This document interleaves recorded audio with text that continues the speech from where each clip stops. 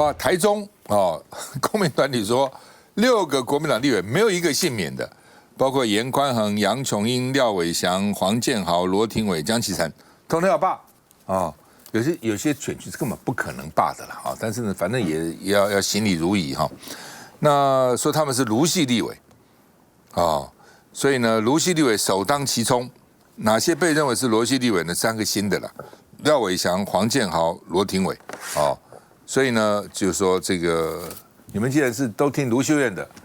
他们现在有附随委员，有4个都是听傅昆萁的，有3个是听卢秀燕的。国民党就说呢，你这是要报复性罢免嘛，是不会被认同的。像杨琼英就讲那另外呢，这个台中第2选区也有差不多近3000人要罢免严宽恒，我就说要连署1%、10%都不是困难的啦。你真的选下去以后，那就双方动员嘛那就比较麻烦那另外呢，这个台中罢免团体呢，这个说呢，市政府是黑手，因为他们路权申请不是那么容易，因为他在路上摆摊要跟市政府申请市政府可能要看有没有影响到交通那尤其现在过年等等，很多交通都很挤嘛，路上车子都多很多。那台中6个蓝委通通中枪了，但是南投2个国民党立委呢，好像静悄悄的不过现在时间还没到，会怎么样不知道了。那草屯镇长补选的时候呢，这个民进党的这个陈时中王义川就说这是大面什么前哨战等等。结果呢，激起南投草屯镇民的不满结果简志成拿到26506票，蔡明轩拿到14397票，就比他选立委的时候票还低。对，就是你这什么意思呢？你干嘛去搞罢免？美丽岛电子报也是做出来不赞成72%，再怎么样的话，表示不赞成还是很多，赞成只有10几%，民进党都有60%人是反对罢免的。因为你民进党也有可能被罢免，而且干嘛劳师动众叫我们一再去罢免呢？所以呢，民进党得票率是不增反减在草屯那另外呢，这个国民党是说呢，目前累积的是不算的，因为2月1号才开始。那林俊彦说这样反弹会更大这个我们联署不算更生气看一下。团体目前持续针对台中3名蓝委廖伟翔、罗廷伟、黄建豪，最近也将严宽恒、杨琼英、江启臣纳入，在6个选区展开罢免联署。从去年到现在，台中已经举办超过10场，不止台中，目前全台约有10多名的立委都被发起联署罢免活动。我对草屯的选情很关心，咱的对手嘛搬真侪大人来这所在助选，但是来助选的时阵，拢无讲到草屯未来发展，讲这场的草屯镇长选举，不是草屯镇长选举啦，是国会的改选啦，要全面罢免，拢无叫咱草屯人硬半行。我们不要把我们草屯镇长的选举变成国会改选，因为这样子太不尊重草屯人了。好，现在在政党都说我们没有要出来，都是民间团体，所以国民党呢也说呢，他们就靠了民间团体，要这个按住民间团体，锁定7个，怎么越来越多了？这7个哪些啊？就是吴思瑶、吴佩益、苏巧慧、张宏禄，另外呢，宜兰的陈俊仪、陈莹、吴丽华，就原来还说是2个，后来变成4个，后来变成5个，现在变成7个，就是反正你喊我喊，大家这个漫天要价嘛，来凤馨。我当然能够理解，就是我也听说了，就是大家都在计算票，就计算什么呢？计算去年的立法委员选举的时候，然后呢，每一位当选人他的得票数是多少，比例是多少，然后想当然尔，我觉得说这里面有很多是想当然尔，想当然尔认为说，如果他是低空掠过的，比如说是50点多、51。又或者是说呢，他可能是因为萨卡都比如说有3个人出来选，那么或者说可能甚至于是4个人选，那以至于他的得票数字呢只有40%的话，就会认为说，那既然你的得票数没有过50%，你应该有机会被罢免。其实现在不管是绿的或者是蓝的所提出来的罢免人选，大概都是基于这样子的一个思维那么，但是其实我觉得草屯镇长，我一直认为草屯镇的这个选举比我们想象中的要有意义。但关切的人很多了比我想象中的多。我也想说，草屯镇，因为我们几乎没有讨论过草屯镇长的这个选举嘛，在我们节目里头，几乎没有最多讨讨论过论到南投县长。对，就讨论了一下下这样子。然后因为那时候陈时中啊、王义川啊、杭州大罢免讨论了一下下。我们节目里头几乎不讨论哈，那你也会发现说，其实这大家其实对于讨论这件事情来讲是冷的。可是有趣的是哦，投完票之后，我身边每一个人见到我的第一句话都说啊，投票出来结果如何？我说什么结果？他说草屯镇。我说你关心草屯镇？他说对啊，要知道啊，谁赢了啊？所以。比我想象中的热烈的地方是，他们并不是真的说多么关心简次胜啊赢了没有啊，然后是谁赢，重点是那个大罢免的前哨战有没有成型，所以大家在乎的是后面的大罢免，而并不是真的那么在乎草屯镇。那我也必须说，陈时中、王义川到了草屯镇去喊出大罢免前哨战，害了他们民进党的支持者害了他们民进党的候选人。否则的话，简次胜固然不要差那么多了，不会。固然实力雄厚，他自己也会算票嘛，这就是地方实力型的人物，他们都会算自己大概有多少票，然后呢投票率多少，他估他自己大概赢8000票，最后赢了12000票，那多出来的是怎么回事？那其实这里面就是跟这个大罢免，然后其中有很多人觉得看不下去，有很大的关系。我想要提醒就是说，因为我刚好在过年前呢，我看了 TVBS 的一份民调。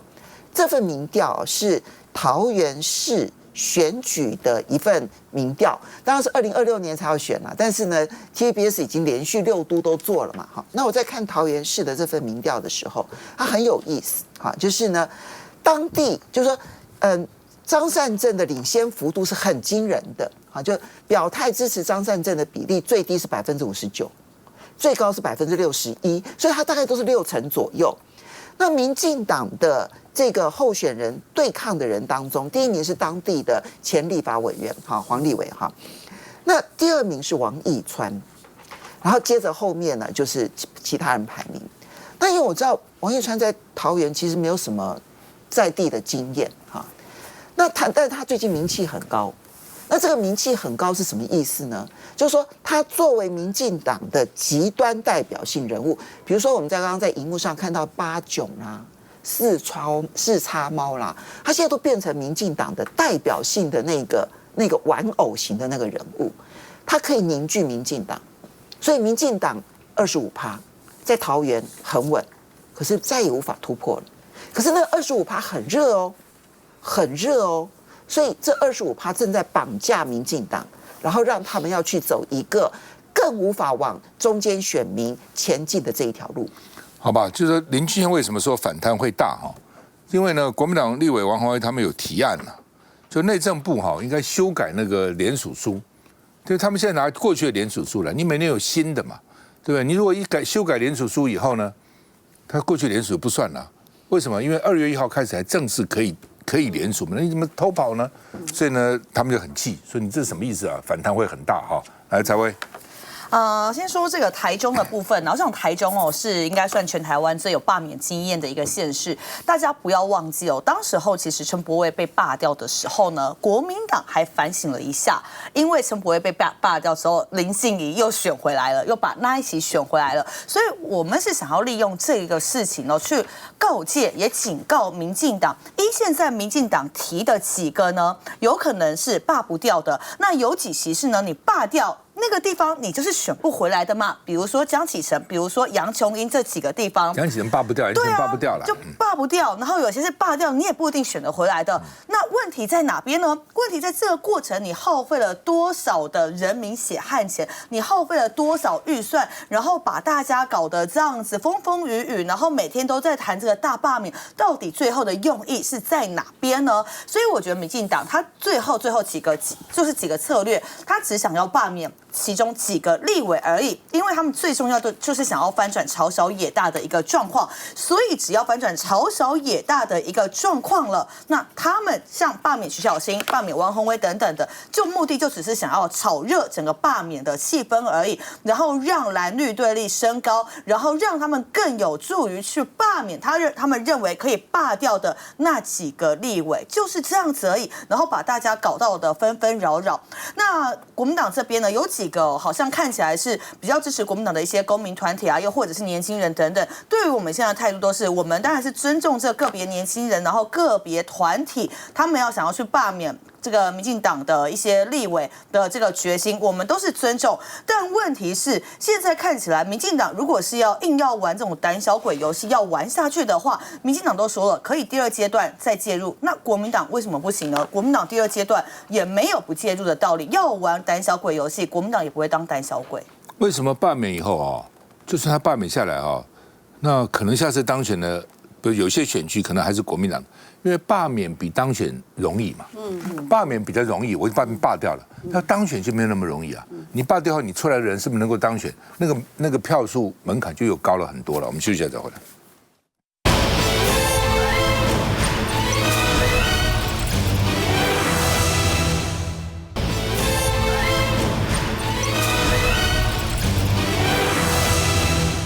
好，工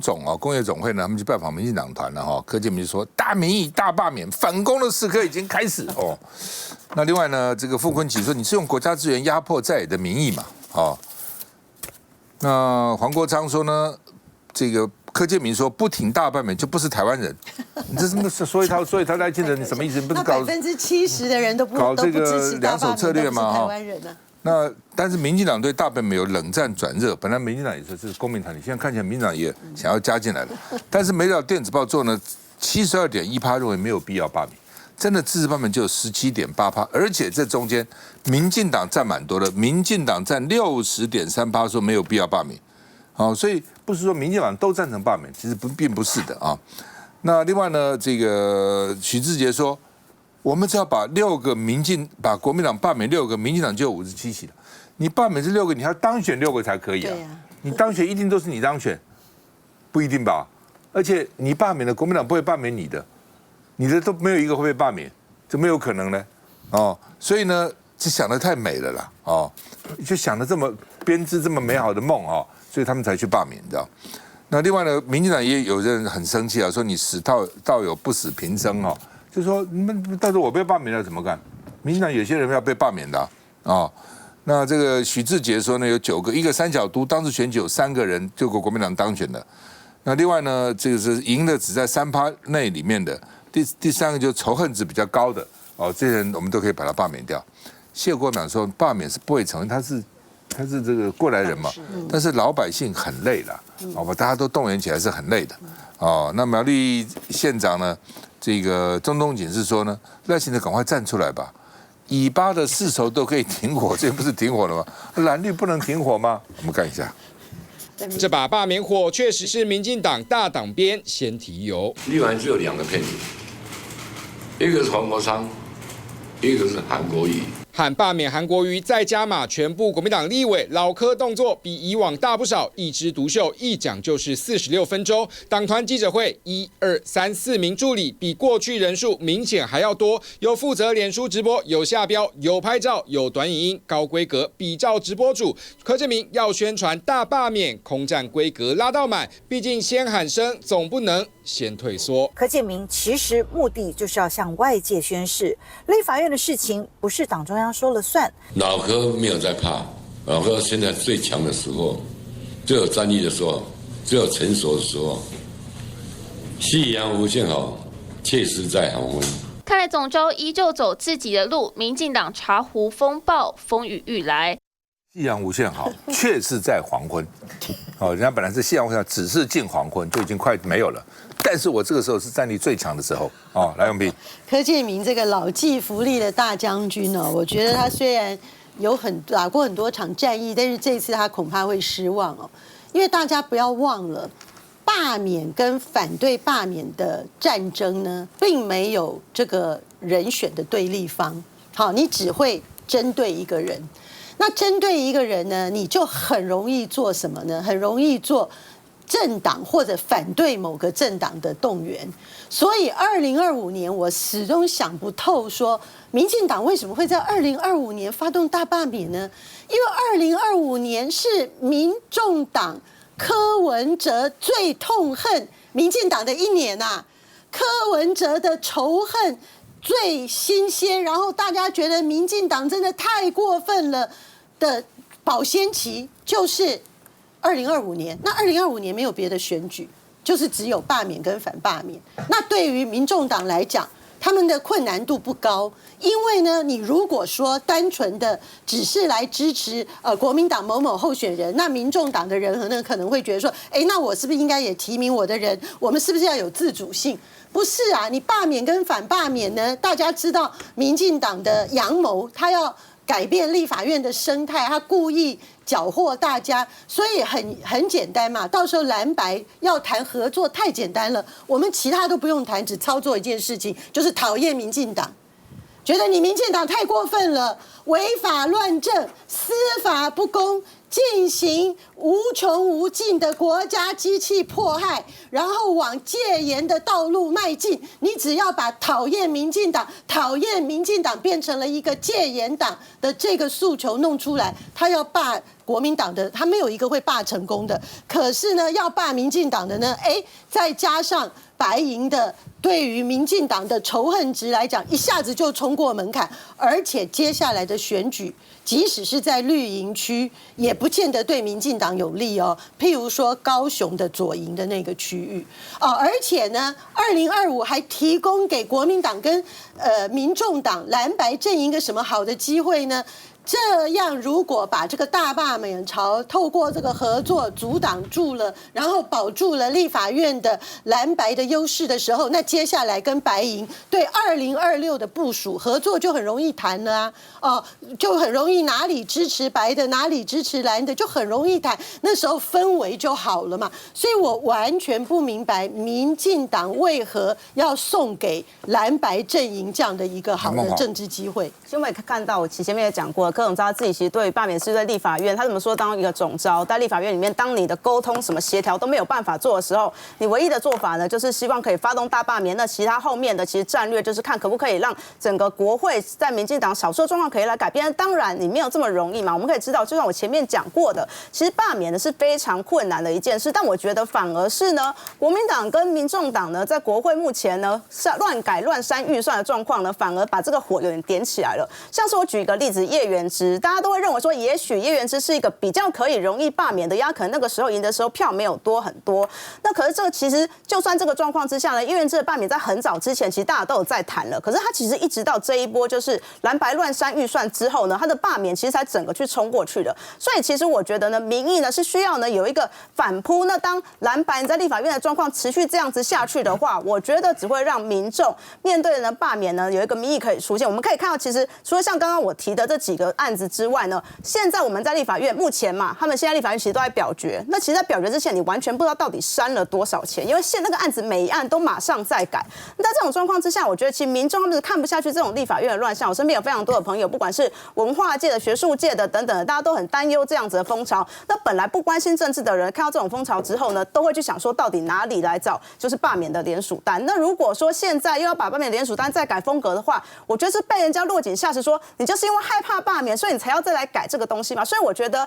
如果真的要让大罢免的风潮完全呢就是消失的话，其实最重要的是让我们整个立法院大家可以回归好好的沟通，让我们的法案呢不要再一天到晚过一些不管是违宪啊等等的法案，这样子才能让整个大罢免的风潮真正的消失。那徐部。刚才孟华是在讲说大罢免是柯建铭总召一个人的想法，我是想说大罢免这个政策到底民进党是党主席说了算，还是党团总召发起的算？这个指挥权到底在哪里？大家看不清楚。因为有一些立委也响应了柯建铭啊，包括高雄的立委，包括台南立委，像高雄、台南都没有国民党的立委嘛。那林俊宪大家就在开玩笑说，你发起罢免是在罢免陈亭妃吗？对，大家会觉得非常好笑。但对民众党的立场来讲，其实民众党过去对罢免来讲，一直都是说我们不赞成仇恨动员。不过有一些厌恶或仇恨，它不是仇恨动员来的，是累积来的。比如说，过去民进党在国会的表现，不管是造谣，不管是抹黑，不管是散布谣言这一些等等，阻挡改革等等，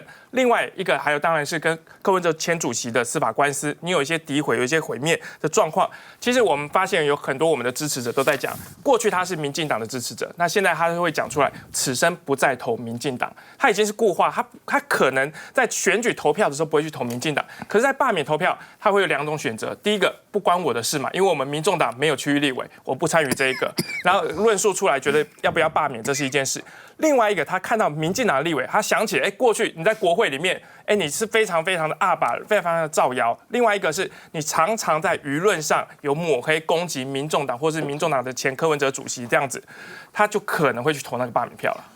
来，翟薇。我先说一下，我觉得民进党非常好笑啦，尤其是林俊宪这些人，就是站着说话不腰疼啦。他可能也没有想过，就是吴思瑶啊，还有吴沛忆啊等等，这些在那边提说一定要大罢免啊等等的，这些都是在他们自己的安全区域啊，像是在台南等等的。那老柯不用讲了，因为我觉得老柯他就是想要在他最后的这个最强的黄昏阶段，好好的来表现一下，表现给谁看呢？就是表现给赖清德看嘛。所以我觉得他就是在抢当个老青鸟，因为事实证明了，最近民进党培养的这一批年轻的青鸟，真的都普龙宫的啦。所以老柯可能就是觉得说，哎呀，我好像看到了一丝舞台，然后赶快把这舞台搭建起来，然后去提这个大罢免。但为什么要罢免？我觉得理由还是只有一个，而且最可笑的是，民进党说有些区域要全罢免，有些区域只要罢免6个。那回过头就要问啊，如果说这些真的都是公民团体的话，那到底是谁有办法说，哇，这个区我可以只罢免6个，那个区我算得这么准，全罢免？所以只有傻子才会相信真的是公民团体了。那最后呢，我想要跟民进党讲一件事是，大罢免如果真的烽火四起的话，我觉得对于民进党的伤会是最大的，因为大家不要忘记，现在是民进党执政，而且只凸显出了朝小野大的状况，民进党不沟通就不会执政。那封信，其实刚刚何议员在口口声讲说预算乱删的事情，这让我就真心的相信，原来不沟通的目的就是为了要大罢免，原来四处造谣的目的就是为了要大罢免。那我最后提一点呢，就是说，其实这个联署单哦，其实应该是小事才对，